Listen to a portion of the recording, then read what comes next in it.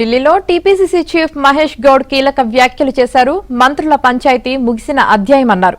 కొండా సురేఖ కూతురు అలా మాట్లాడి ఉండకూడదన్నారు. కేటీఆర్, హరీష్ రావు రాజకీయ లబ్ధి కోసం ఎంతకైనా తెగిస్తారని మండిపడ్డారు.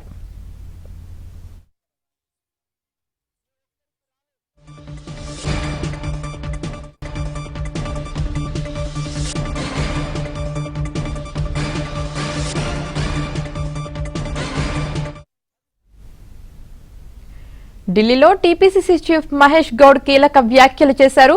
మంత్రుల పంచాయతీ ముగిసిన అధ్యాయమన్నారు. కొండా సురేఖ కూతురు అలా మాట్లాడి ఉండకూడదన్నారు. కేటీఆర్, హరీష్ రావు రాజకీయ లబ్ధి కోసం ఎంతకైనా తెగిస్తారని మండిపడ్డారు. ఇక మహేష్ గౌడ్ చేసిన కీలక వ్యాఖ్యలకు సంబంధించి పూర్తి సమాచారం మా ప్రతినిధి సతీష్ అందిస్తారు. సతీష్, యామిని పిసిసి ప్రెసిడెంట్ మహేష్ కుమార్ గౌడ్ కాసేపటి మీడియాతో చిట్ చాట్ నిర్వహించారు. బీసీసీ నియామకాలపై సీఎం రేవంత్ రెడ్డితో పాటు బట్టి విక్రమార్క అదేవిధంగా తన అభిప్రాయంలో కూడా ఏఐసీసీ తీసుకుందనే అంశాన్ని కూడా స్పష్టం చేయడం జరిగింది. ఎలాంటి అంశాలు కూడా మంత్రులకు సంబంధించిన అంశాలు కొన్ని అంశాలు చర్చకు వచ్చాయనే అంశాన్ని కూడా స్పష్టం చేస్తున్నాయి. ఉత్తమ్ కుమార్ రెడ్డి వారి అభిప్రాయాన్ని కూడా నేరుగా ఏఐసీసీకి పంపిస్తారని చెప్తున్నారు. మంత్రుల యొక్క పంచాయతీ ప్రస్తుతం ముగిసిన అధ్యాయంగా ఆయన పేర్కొనడం జరిగింది. కొండా సురేఖ కూతురు అలా మాట్లాడి ఉండకూడదు అనే అంశాన్ని స్పష్టం చేస్తున్నాయి. వేరే కులాల గురించి మాట్లాడే హక్కు ఇతరులకు ఉండదని, ఎవరి కులం గురించి వారు మాట్లాడుకుంటే ప్రాబ్లం లేదన్న అంశాన్ని చెప్తున్నాయి. మరోవైపు కేటీఆర్, హరీష్ రావుకు ఇది కొబ్బరి చిప్ప దొరికినట్టుగా వారు ఇందులో వ్యవహరించారనే అంశాన్ని కూడా చెప్పడం జరిగింది. మరోవైపు జూబ్లీహిల్స్ ఎన్నికలకు సంబంధించిన అంశంలో కూడా ఖచ్చితంగా కాంగ్రెస్ గెలుస్తుందన్న అంశాన్ని కూడా స్పష్టం చేయడం జరిగింది.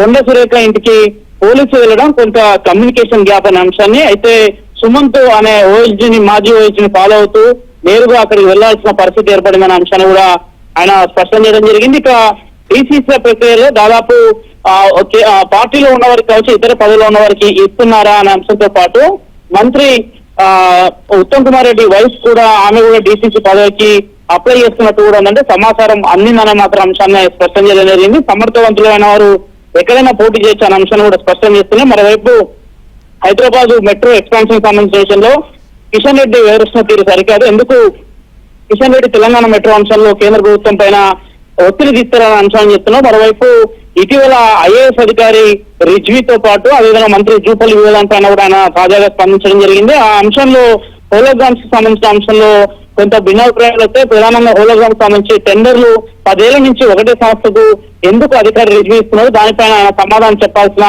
అవసరం ఉందన్న అంశాన్ని చెప్తున్నాయి. తెలంగాణలో దాదాపు అన్ని జిల్లాల్లో కూడా ఇప్పటికే జిల్లాలకు సంబంధించిన విషయంలో నిధులు కూడా కేటాయిస్తున్నారు. ఎమ్మెల్యేలకు సైతం నిధులు కేటాయిస్తున్నారు. ప్రభుత్వం దూరదృష్టితో ముందుకు వెళ్తుందన్న అంశాన్ని కూడా స్పష్టం చేస్తున్నాయి. జూబ్లీహిల్స్ ఎన్నికల్లో ఖచ్చితంగా గెలుస్తామన్న అంశాన్ని కూడా స్పష్టం చేయడం జరిగింది.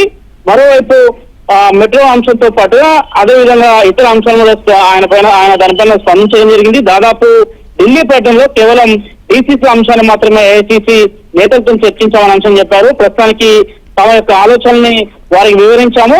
అవసరమైతే మరోసారి కూడా మీటింగ్ పిలిచే అవకాశం ఉంది. డీసీసీలో అంశాలు త్వరగా కూడా పూర్తి చేస్తామని చెప్తున్నారు. 10 ఏళ్లలో తెలంగాణ రాష్ట్రాన్ని ఏ విధంగా కేసీఆర్ దోచుకున్నాడో ప్రజలు చూశారు. అందుకే కాంగ్రెస్ ఓటేశారనే అంశాన్ని కూడా ఆయన స్పష్టం చేశారు. Yamini, right, thank you Satish.